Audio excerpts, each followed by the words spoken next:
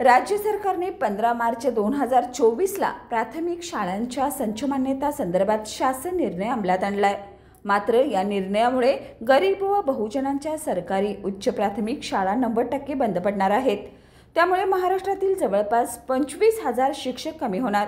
या निर्णयामुळे शिक्षक व विद्यार्थ्यांचं नुकसानही होते। म्हणून शाळा संच मान्यता निर्णय रद्द करावा अशी मागणी महाराष्ट्र राज्य प्राथमिक शिक्षक संघ कोल्हापूरच्या वतीने करण्यात आली आहे। या मागणीसाठी आज कोल्हापूर जिल्हा परिषदेसमोर प्राथमिक शिक्षकांकडून लाक्षणीय धरणे आंदोलन करण्यात आले।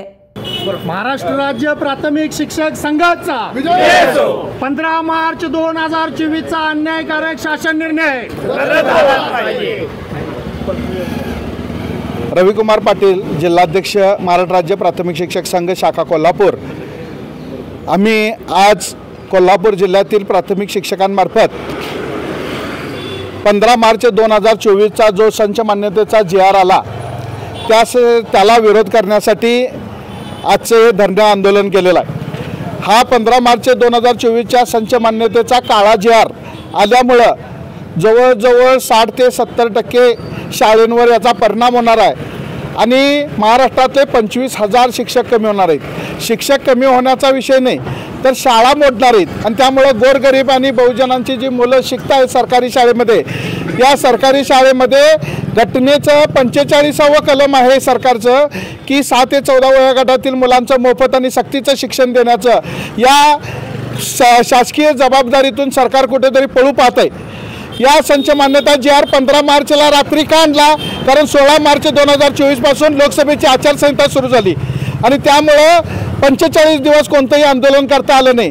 त्यानंतर गेल्या वेळेला विधानसभा होती म्हणून ते अंमलात आणलं नाही, विधानसभा इलेक्शन होईपर्यंत थांबले आणि आता या कोर्टाचा स्टे आहे, या संच मान्यतेला 16 जूनपर्यंत एका कोर्टाचा स्टे आहे, 12 जून आजच्या तारखेपर्यंत एका कोर्टाचा स्टे आहे। असं असताना सुद्धा ह्या GRच्या आधारे शिक्षकांच्या जिल्हांतर्गत बदल्यांचं धोरण या संच मान्यतेच्या आडून करण्याचं काम चालू केलेलं आहे। म्हणजे एकीकडे संच मान्यतेचं आम्ही कमी जास्त पण करत नाही म्हणतात आणि दुसरीकडे बदल्यांमध्ये ह्या संच मान्यता वापरतात। बदल्यांना आमचा कोणताही विरोध नाही, कोणत्याही परिस्थितीत शिक्षकांच्या सोयीच्या या बदल्या झाल्याच पाहिजेत, परंतु बदल्या करताना जर हा संच मान्यतेचा GR केला तर शाळांची संख्या ही निम्म्यावर येण्याची शक्यता आहे आणि गोरगरिबांच्या मुलांचा प्रश्न, डोंगरदरातल्या मुलांचा प्रश्न हा ऐरणीवर येण्याचा प्रश्न आहे।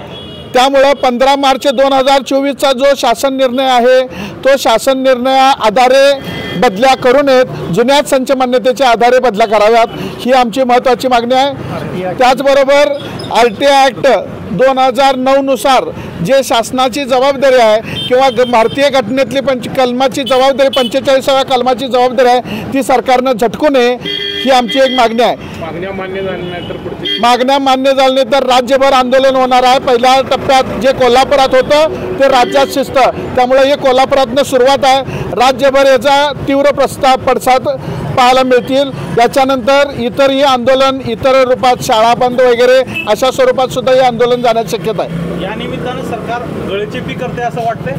या निमित्तानं सरकार 100% सरकारी शाळांची गळचेपी करण्याचं धोरण हे राबवलेलंच आहे।